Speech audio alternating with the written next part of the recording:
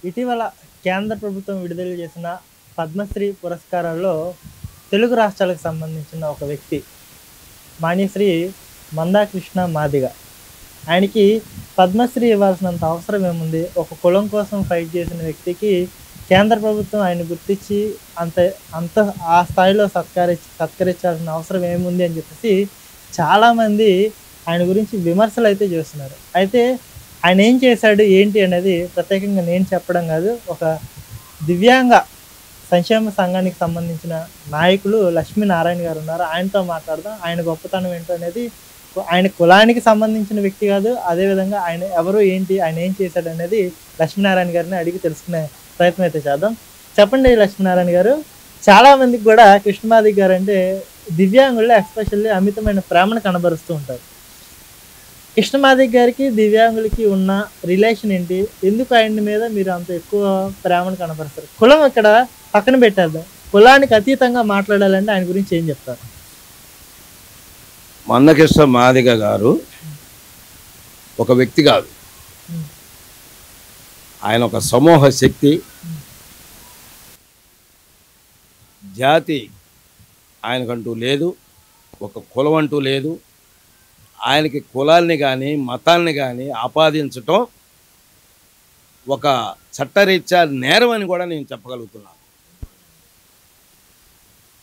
తన ఇల్లు వదిలేసి, తన బిడ్డలను వదిలేసి, తన సౌఖ్యం వదిలేసి, మంచి వయసులో కూడా, ఇంకా నేను మోటుగా చెప్పాలంటే భార్యతో సంసారం చేయాల్సిన చక్కని వయసులో కూడా ప్రజాసేవకు అంకితమై పునరంకితమై ఆయన కులం కోసం కాదు, అన్ని మతాల వాళ్ళ కోసం, అన్ని కులాల వాళ్ళ కోసం, అన్ని వర్గాల వాళ్ళ కోసం.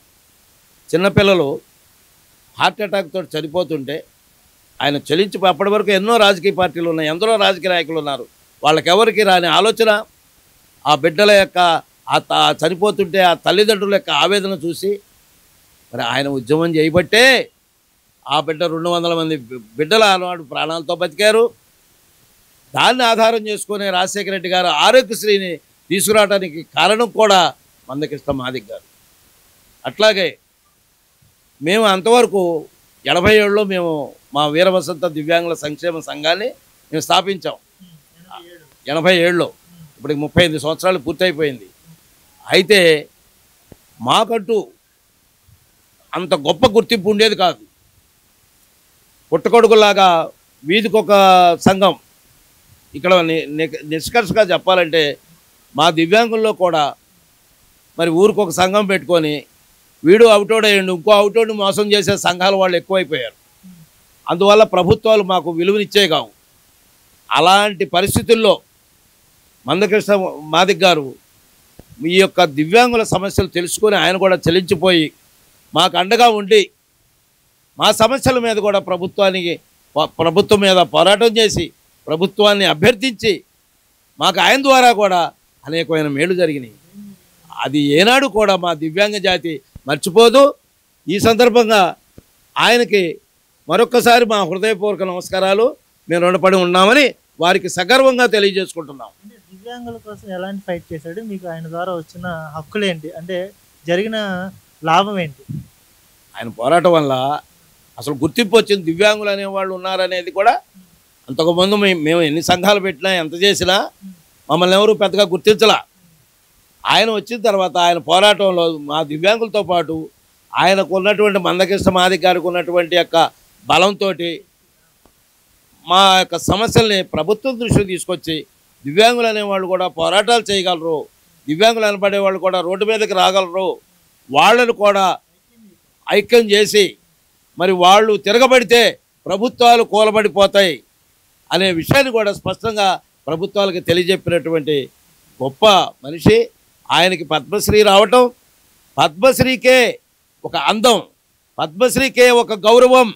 వాళ్ళు ఎంతోమంది పనికి మాలిన వాళ్ళకి కూడా పద్మశ్రీ వస్తుంది.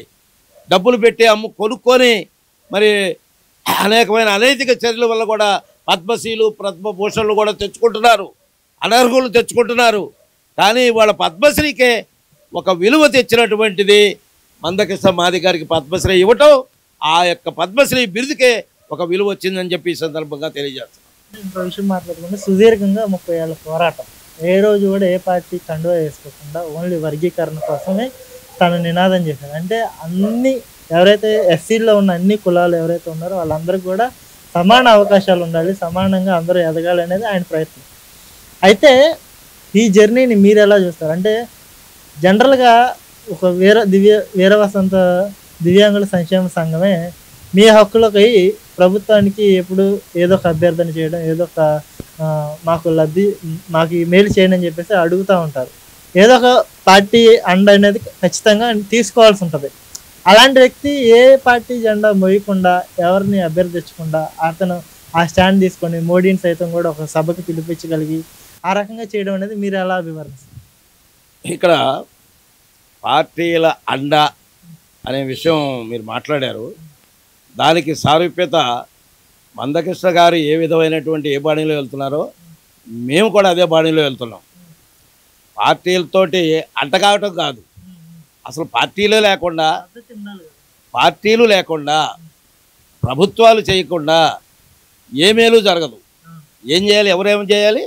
వాళ్ళ దివ్యాంగులకు మేలు జరగాలన్నా, ఎస్సీలకు మేలు జరగాలన్నా, ఏ వర్గానికి మేలు జరగాలన్నా వచ్చిన ప్రభుత్వాలే కదా మేలు చేయాలి. ఆ ప్రభుత్వాలకి దగ్గరగా ఉండటం, అన్నవాళ్ళు మార్చడం కాదు దాన్ని. ఆ ప్రభుత్వాలకు దగ్గరగా ఉండటం, ఆ ప్రభుత్వాలను మేము ప్రేమించి మీరు కూడా మమ్మల్ని ప్రేమించండి, మా సమస్యలు పరిష్కరించండి అని చెప్పడమే మా ఉద్దేశం. మా సంఘం వీరవసంత దివ్యాంగుల సంక్షేమ సంఘం ఇంకా ఘాటుగా ఒక మాట కూడా చెప్పదలుచుకున్నాం. మేము మాకు మంచి చేస్తే పూలు వేస్తాం, చెడు చేస్తే రాళ్ళు వేస్తాం. మాకు ఇచ్చిన హామీల ప్రకారం మీరు మేలు చేస్తే మిమ్మల్ని పల్లకీలో మోస్తాం, లేకపోతే మీ పాడె మోస్తాం. ఇది మా నినాదం. అదే పాడె మోసాం కదా, జగన్మోహన్ రెడ్డిని మోసాం, సముద్ర గర్భంలో 1000 కిలోమీటర్ల లోతులో పాతి పెట్టాం. ఇంకా ఆయన లేసేది లేదు, సచ్చేది లేదు, వచ్చేది లేదు. జై దివ్యాంగ, జై జై దివ్యాంగ.